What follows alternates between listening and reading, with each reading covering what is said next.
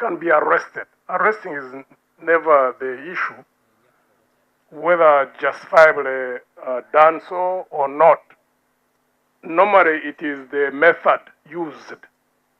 I mean, we're in a country where we had hoped that we would see sanity prevailing in terms of the political culture in our country. So any of us, if any of us is to be arrested, there is police. Police is the legitimate arm of law enforcement. One, initially you can summon a person. I don't think any of us, when they are summoned to go to where the CID headquarters is or wherever they summon, that any of us would say no. I would like to believe, for example, like if Honorable the Lord Mayor Elias Lukwago had been given a summons, that he wouldn't have gone to Chivuri or wherever he would have been summoned, and if there was to be an arrest, for an arrest be done, and then the due process of the law to be followed. That's what needs to be done. And I would like to call upon the colleagues who are in government. Really, these are not partisan issues. These are national issues. These are issues of building a culture. Because I keep saying this, let me repeat it. Today you are in power, tomorrow you are not. Then what happens? What do you desire to see happen when you're out of power? Because that will happen down the road. As day follows night. Change is a constant. It's an immutable law of nature. It's an immutable law spiritually. So I would like really to urge those who are on the side of government. Whatever has veiled your minds or veiled your faces to some of these realities, rethink. We want sanity in this country. So tomorrow when you're out of government, the culture that you'd have established is the very culture that would be even influence those who would be in power. Anybody who's going to be arrested for whatever reason, that they are summoned. They are taken to court and the due process of the law is followed. Not to do that is being short-sighted, and I think it has almost reached the levels of insanity, the way I look at things, the way they happen. Because if you've already used wrong methods, you've used the army to arrest, then why humiliate a person? Abaganda bagamba nti bw'omegga toluma. Why? Why would you have to humiliate another person? Would you want to be humiliated in the event that you're out of power? Which will happen down the road. That's one thing we should know. At least those of us who participate in the fight. We've always known that, leaders come, leaders go, governments come, governments go. That's one aspect. Second aspect, as I conclude, countries to be stable, long-term, need to be built on institutions. Not any of us as individuals. We are human beings. Today you are alive, tomorrow you are not there. None of us is going to live forever. So the stability of the country needs to be built on institutions. So one thing I'd like to raise here, and I really hope that Honorable Amama Mbabazi, I also see the minister, a cabinet minister, Honorable Kasolo, put these issues within the internal institutions of the NRM, in SEC or whatever other decision-making organs that you do have. You see, the army needs to be immunized, and the country also needs to be protected. We've always tried the best to ensure that the army remains separate.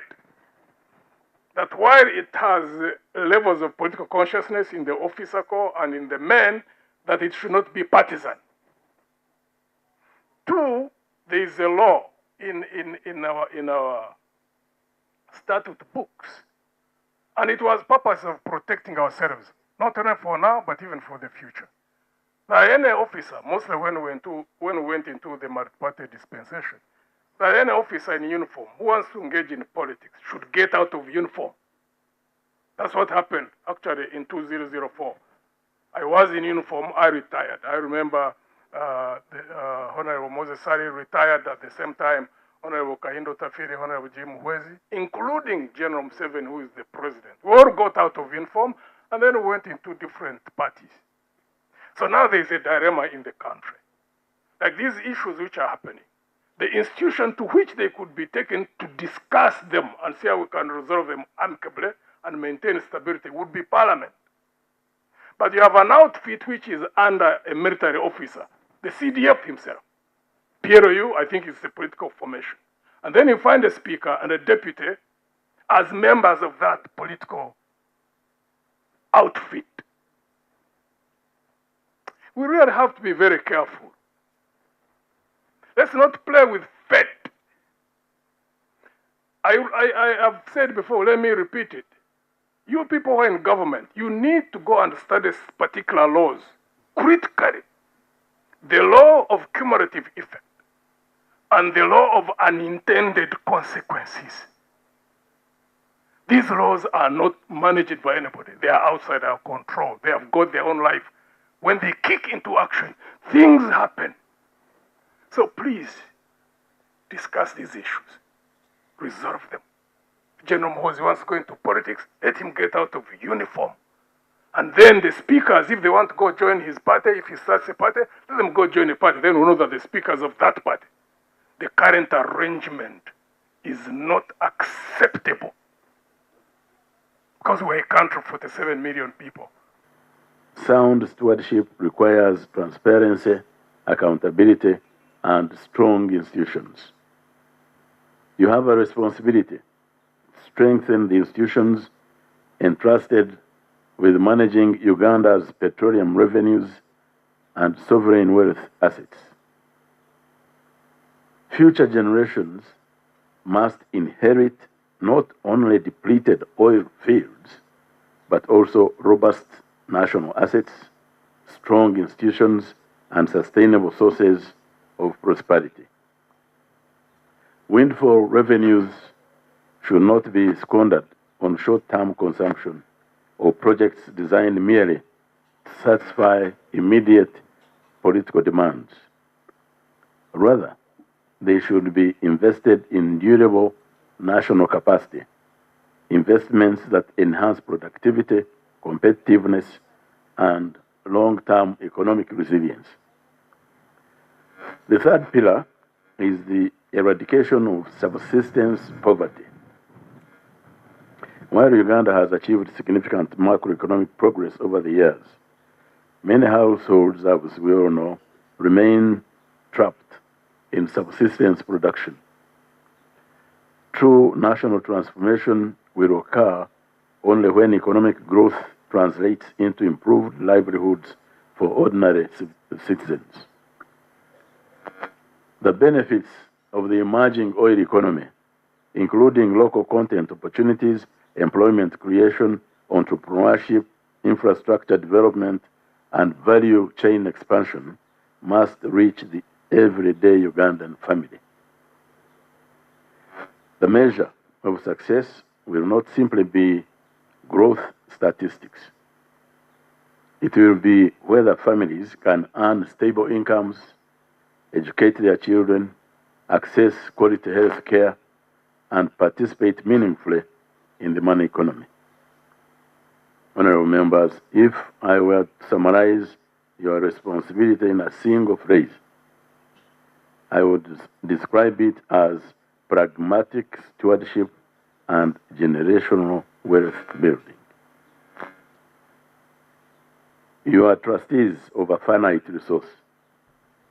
You are custodians of an inexhaustible national asset whose benefits must extend far beyond the present generation.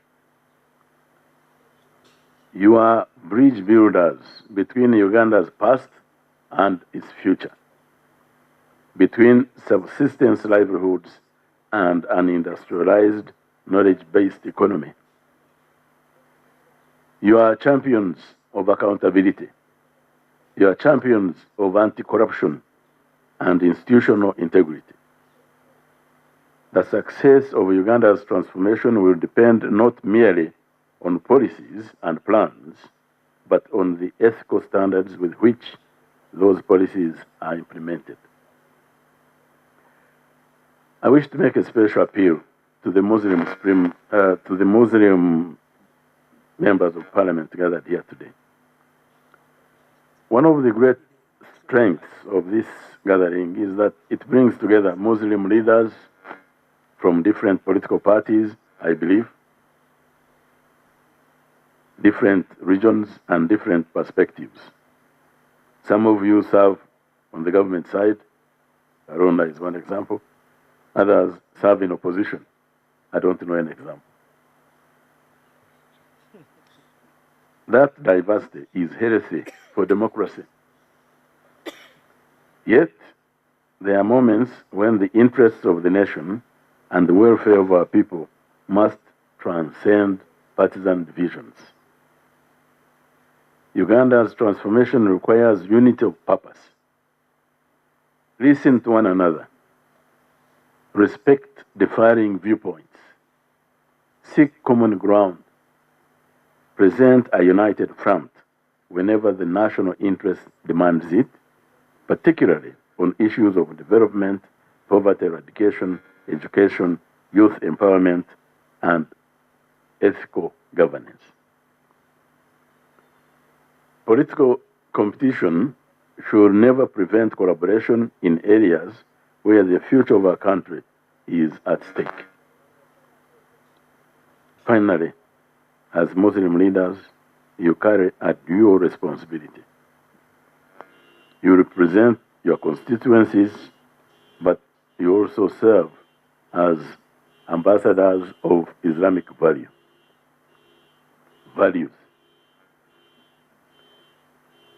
Let integrity guide your conduct.